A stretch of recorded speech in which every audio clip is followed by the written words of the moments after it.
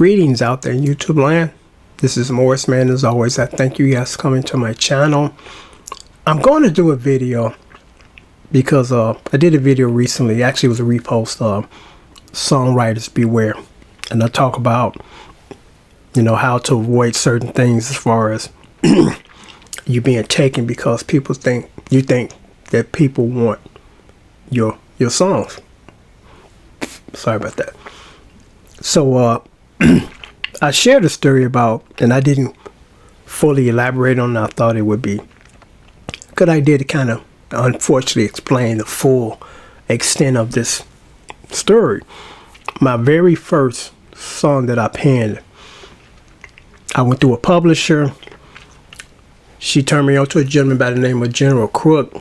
General Crook is a real big star in the 70s in Chicago. He was like the Chicago version of Tyrone Davis. Well, actually Tyrone Davis came from Chicago too.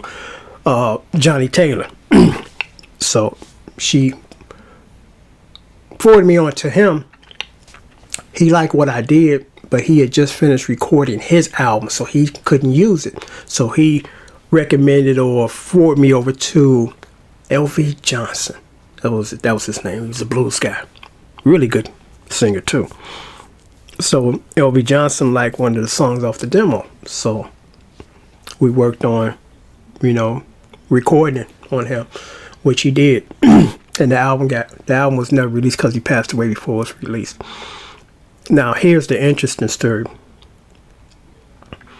He was in the hospital at, well, I ain't gonna mention the hospital name, but it was actually close. It was almost walking distance from where, well, I say, well, yeah, you could walk. It'd be a nice little hike, but you could get there without having a heart attack.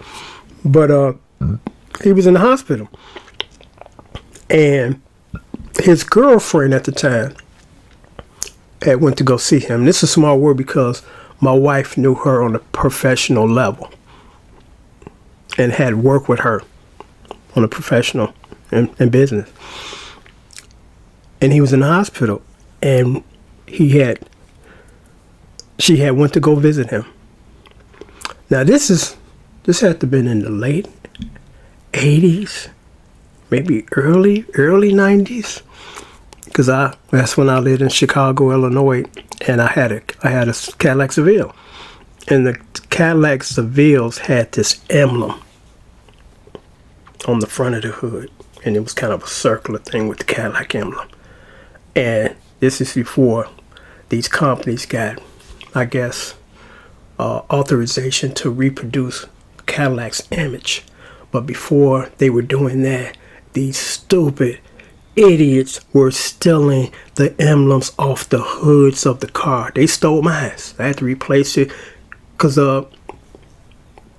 this guy at the shop said, "You want me to order you one?" I'm like, no, because then they just steal that one. So just give me something else. And I got like a little mermaid or something that was kind of, it's like that commercial, I got the big sort of money.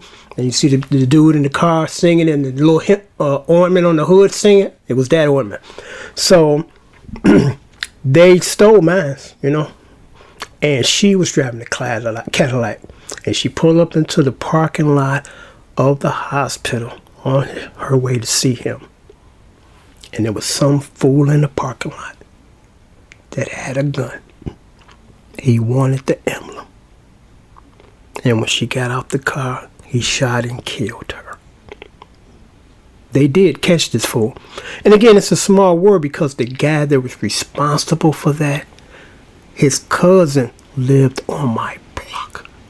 Now, this is just how weird of a coincidence all this is, because this is not a little small town, population 2,000 people. We're talking about Chicago, Illinois, one of the biggest cities in the world.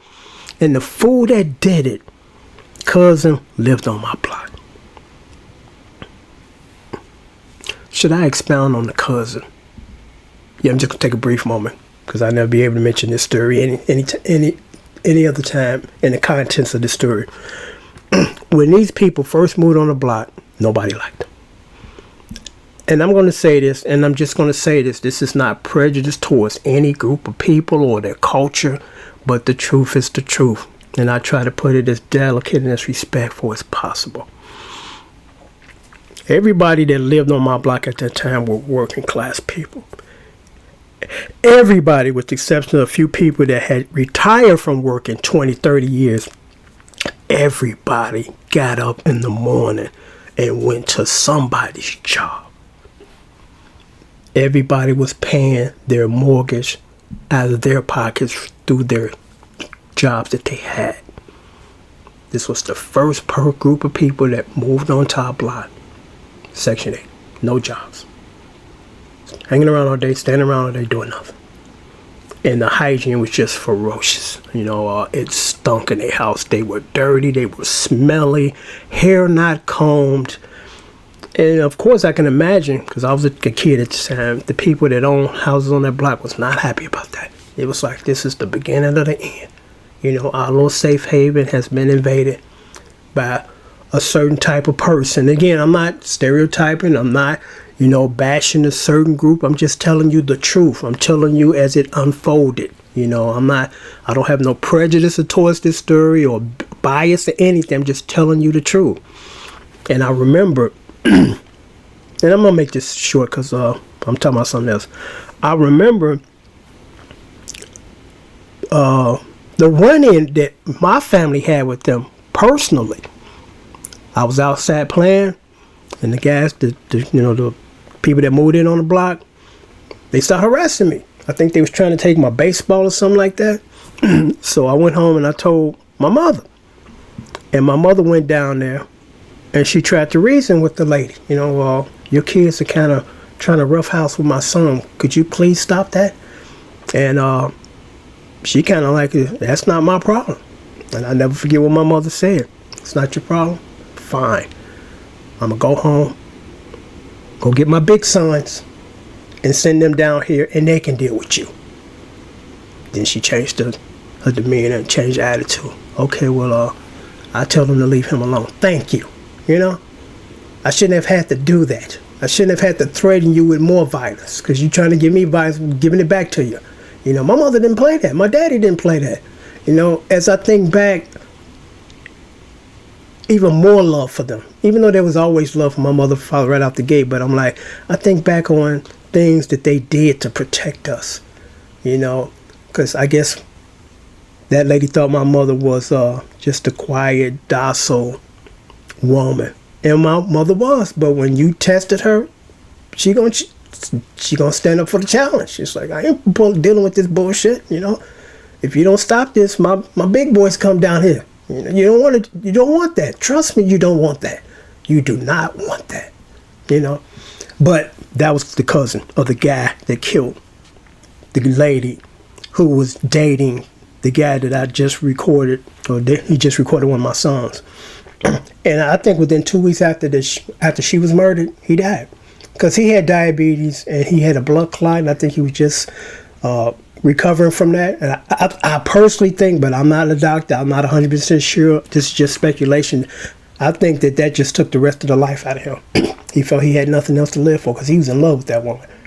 And obviously she was in love with him, but that's the story of how my first song that was recorded never got released, And it was like, whoa. And actually I had one more similar to that, but I'll leave that for another story.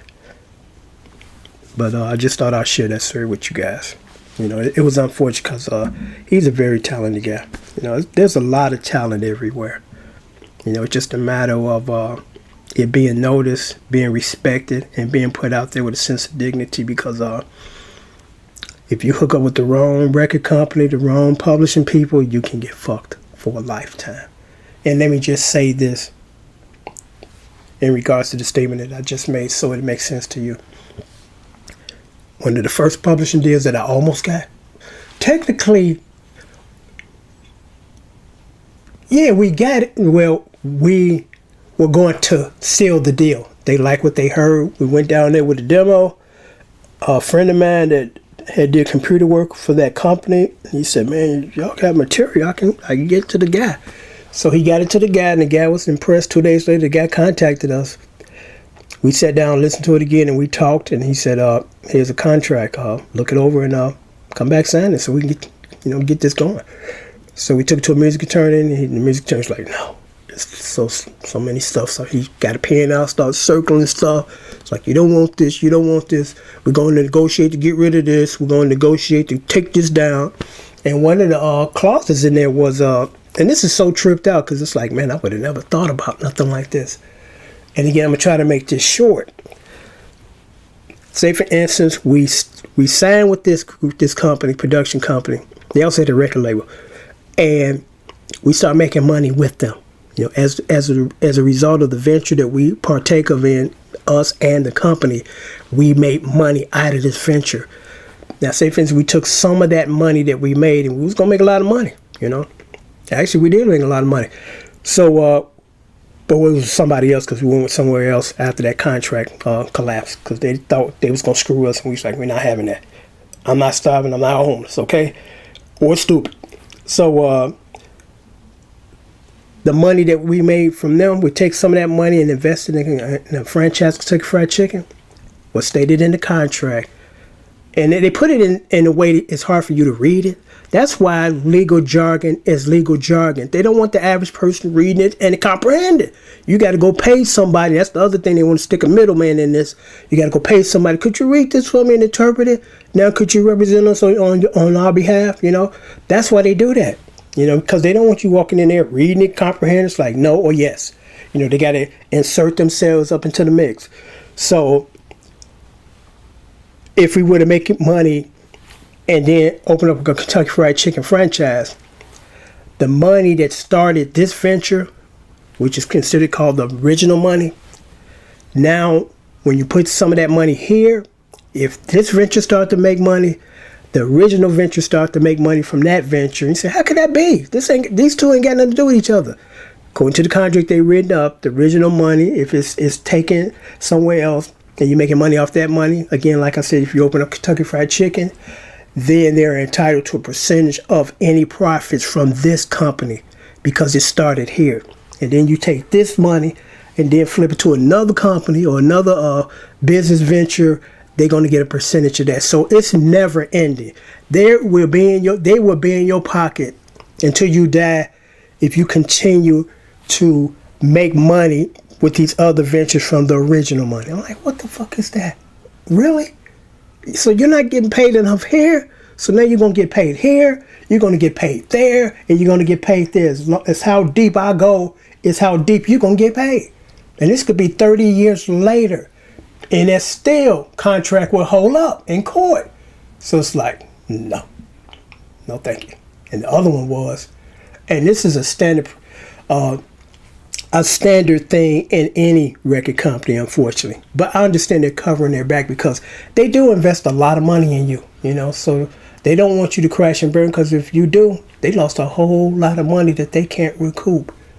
So they will, and this is customary, that's the word I was looking for, that they take out large sums of insurance out on you in the event that in the middle of us trying to make history, you die.